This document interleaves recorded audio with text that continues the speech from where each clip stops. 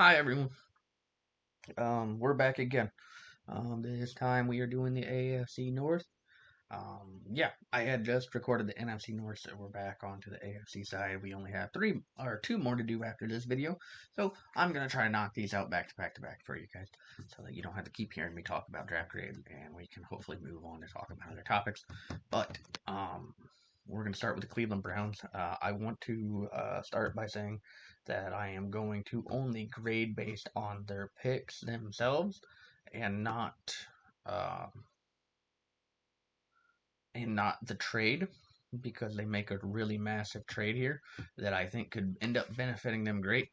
I'm gonna base it just off the players because if things work out for them, this is an A, right? Uh, but if they don't, it could be considered really rough for them. But they start their draft by grabbing Mason Graham at pick number 5. Yeah, you can't go wrong here. The boy is a space eater. He is a crusher. He is a big dog and a little pond. He's really good. Really good pickup for them. I absolutely like that one a lot. Yeah, you can't go wrong getting Mason Graham here. Carson Heswinger. That is not going to be great for my list, but it is completely fine. Linebacker, UCLA. I like that pick a lot for them. I think that he's going to be a really good football player. Um, I was kind of a little shocked to see him that early in round 2, but then after you see the tape, I don't think you have any more questions about that. I like that pick for them. He's yeah, he could end up being a stud. I think that he's gonna do really good and play some really good football for them. Yeah, no complaints here so far. And of course now we're on to Quinshawn Judkins. We are definitely not gonna have any complaints about that guy. That guy is the spin move king if you played college football 25.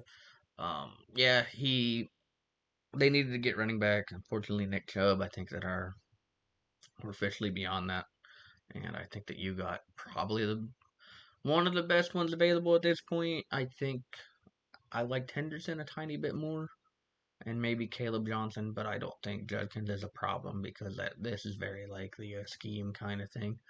And yeah, I really like Judkins here. Harold Fanine Jr., the tight end out of Bowling Green. I love that pick. I love him a lot. I think he is going to do really good things in the NFL as long as he is developed properly. And I kind of like the idea of putting him in a twin tight end with David Njoku. I think that's going to be absolutely frightening. Yeah, no, really good. Really good pick there. Really good pick there.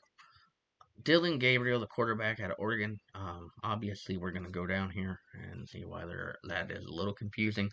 But there has been a few times where we've seen teams draft two quarterbacks in the same draft, and it actually ended up working out for either or maybe even both in certain scenarios. Dude, I should probably learn how to speak. But I like Dylan Gabriel. I really do. His tape has been really good. Um, at Oregon, I know he did have the transfer, but he came in there and he played a lot of really good football for them. I know he was up there in the Heisman race as well as his other counterpart part down here. I don't think you're going wrong here.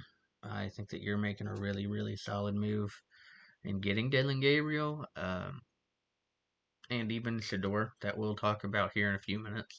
I think that you're doing a really good move getting them both, to be honest with you.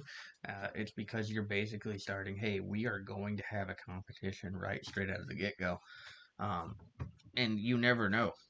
At these points, that if Shador ends up winning the position or Dylan ends up winning the position, someone could try to make a move at a trade that needs a quarterback, and you got two pretty talented ones. I don't I don't think that it's that bad that they went double quarterback. Dylan Sampson, the running back out of Tennessee, there's going to be bias on how much I really like him. I like him a lot. I think he's a really good football player. Um, I'm a little confused to hear why we went to running backs. I kind of get why they did that because they are two very different runners. But there were pressing needs on the O line, and you definitely need to get a number 2 receiver. That's why that one's going to get a tiny bit of a knock for me. I love Dylan Sampson though. So I hope he absolutely performs over there in Cleveland. And so far, the picks have been fine. I would have liked to see them address certain things a little bit, but so far the draft has been phenomenal. And you finished it off with Shedeur Sanders in round 5. Um, I don't know why he fell down this late. I know that there are a lot of speculations out there. I don't know. You know, I think that he was a pretty fine player in college. I would have had him as my number 2 personally this year, behind Cam Ward. And even then, that just is probably because he reminds me so much of Steve McNair. So it was probably more personal preference on that one. I think Shedeur does a fine job. Um, I would have had him over Jackson Dart, but Jackson Dart I kind of would understand as a scheme fit, so I can't actually knock them for that. Um, why he got picked way earlier. But yeah, I think Shedeur is a really good pick, especially in round 5. I could understand a day 2 pick. Round 5 is a little kind of crazy and very confusing, but you know, I'm not the guy that made the decision, so I'm not gonna worry about it. Um, Overall, like I said, I would have liked to see them address the O line and wide receiver a little bit, especially if you're gonna do double running back, double quarterback. Um, but I like the Harold Fanine pick, so I'm not gonna knock him too much on the tight end position, or not the wide receiver position. Um, Getting them protection is the only thing that I'm gonna knock them for, so I'm gonna leave them at a B.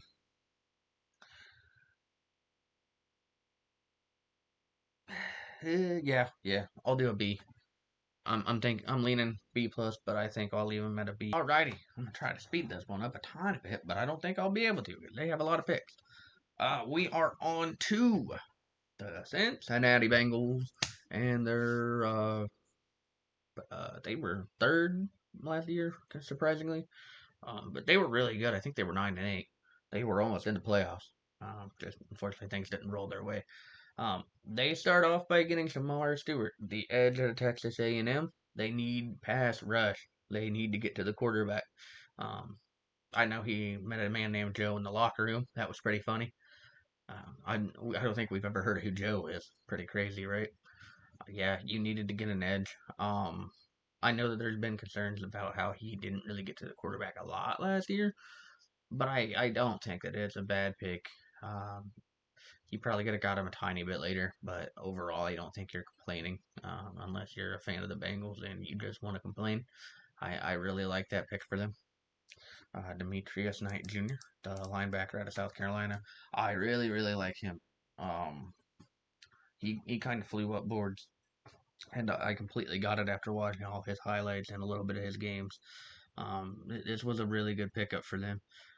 They need defensive help, and that's what they're doing. They need defensive help. They need offensive help or offensive line help, and that's basically what this draft is. So I'm glad that they're tackling the issues that they have. I just yeah no complaints here. Really good. Dylan Fairchild, the guard out of Georgia. Um, Dylan Fairchild. Yeah, they need O line help. They gotta protect that guy named Joe. That I'm assuming is their quarterback. I don't think I've ever heard of him.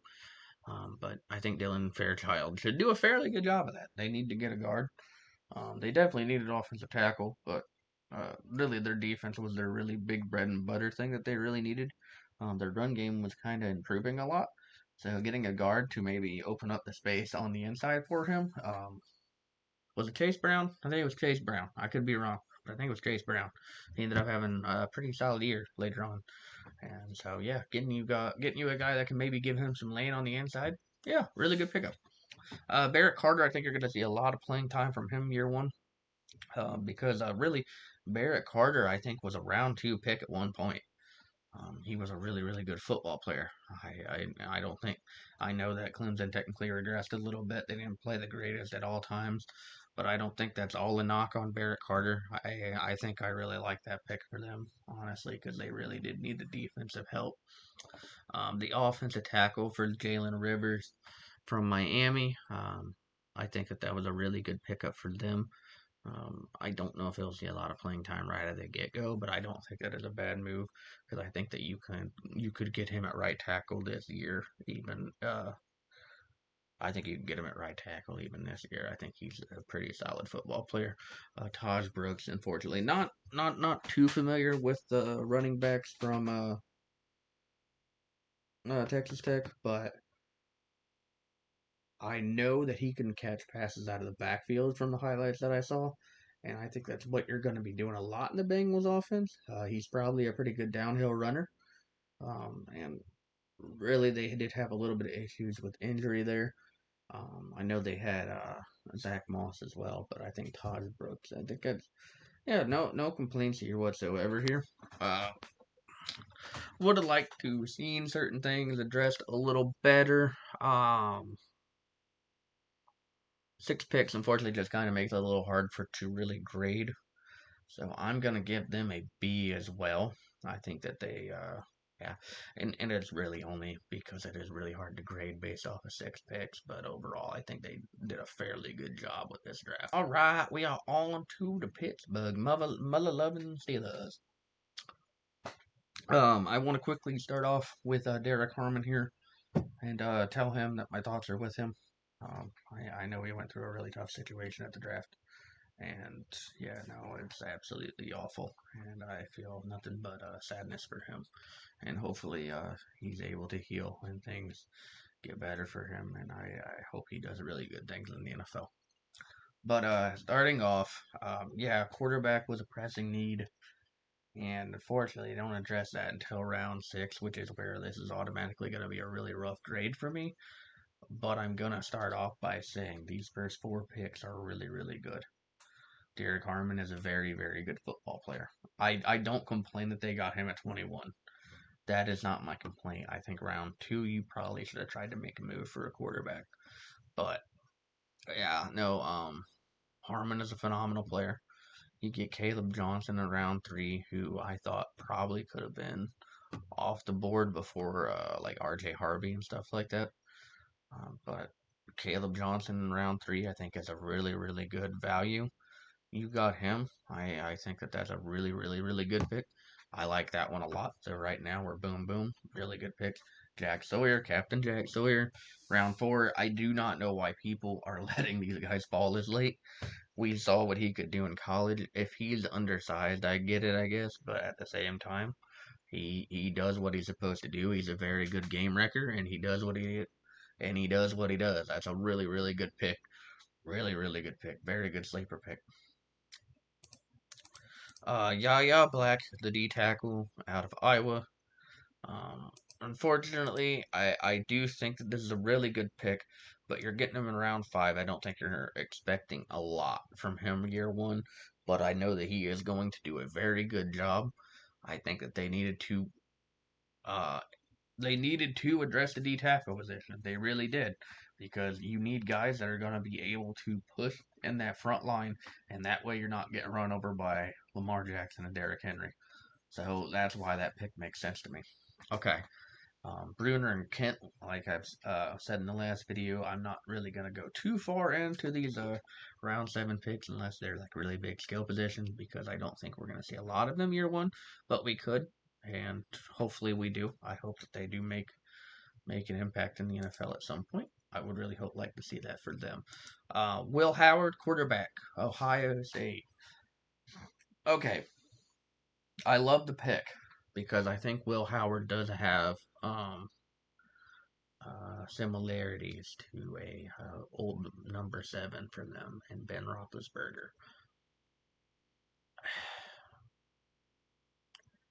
I can't knock them too hard on it because I think that they're banking on Aaron Rodgers being their quarterback.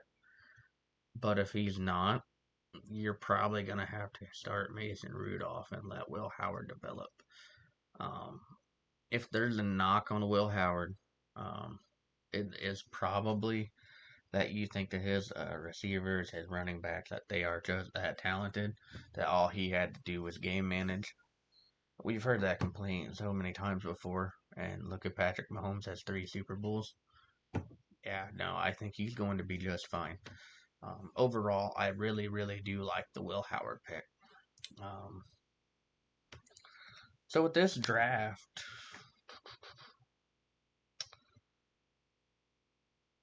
I'm going to go B minus.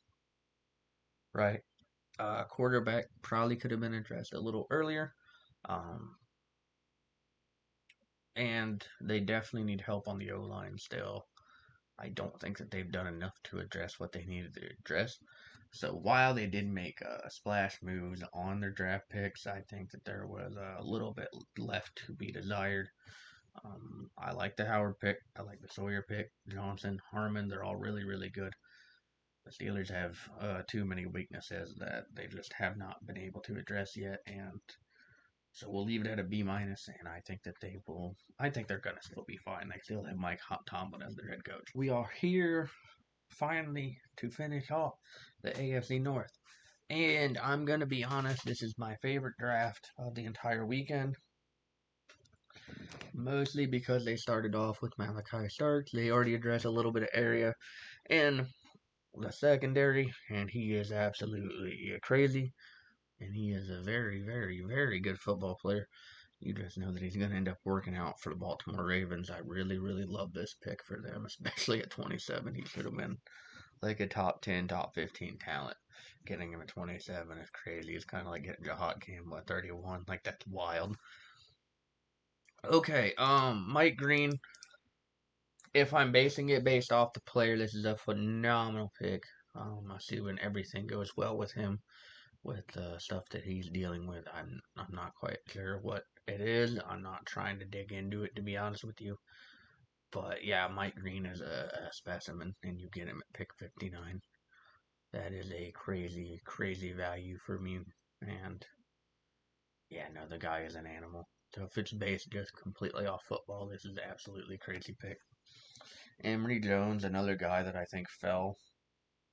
He's done a really, really good job as an offensive tackle. Getting him at pick 91, I think, is again phenomenal value. And I really, really like what they did with that move, especially. So yeah, so far this draft, again, like I said, this is my favorite one in the whole draft, and it's been really, really good so far. Teddy Buchanan, the linebacker out of California, another guy that he was so good at the combine that I just could not believe it. How talented and how well versed he was, and I think he actually climbed himself up. But I absolutely love him.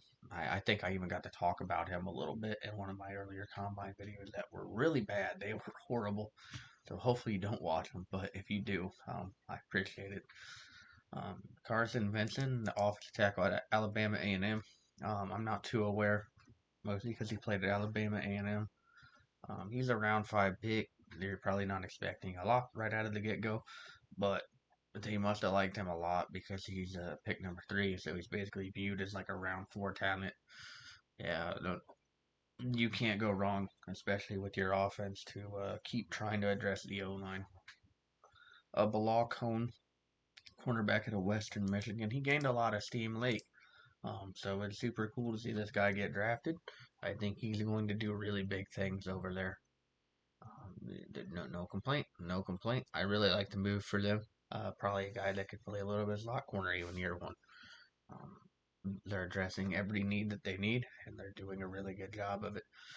Tyler Loop was obviously needed. The Justin Tucker situation, I don't quite know what's going on there. I don't want to dig way too far into that because I don't really know. But you had to get yourself a kicker, and this guy can make kicks. I saw the highlight tape, and this guy seems to be doing what he does very well. So, good pick for them. Um, Shout out to Peebles here and the Jante Wester. I won't go too far into him. Wester, I've got to watch a little bit because I did watch a few Colorado games, but I work early morning, so I wasn't able to really watch too many. But what I did watch, I thought he was a very, very good player. So I think that you're really happy with getting him there at the Ravens. You might even get to see him play a little bit this year, especially with how much they unfortunately go down with injuries over there, which is very unfortunate, but it is what it is at this point. But yeah, we can't go too far into the Peebles, the longer beam and Dillinger picks. Hopefully these guys end up panning out really, really well, and they definitely have the potential to do that. But in round 6, you just don't know what's going to happen for them. But I don't think that you went wrong on any single picks here. In fact, I think you just picked up depth pieces that you really, really needed. Um, if there's one criticism, maybe you needed a slot receiver, but I think you're doing so well everywhere else that you're really happy with this draft. This is an A for me. I think that there was only one other team that I really wanted to give an A to, so I think you're really super happy with this draft as a Baltimore Ravens fan, and they did a phenomenal job with it. Um, but yeah, that's going to be it for the AFC North. We only have two more to go. We're going to try to knock those out real quick, just to be honest with you, and then we'll.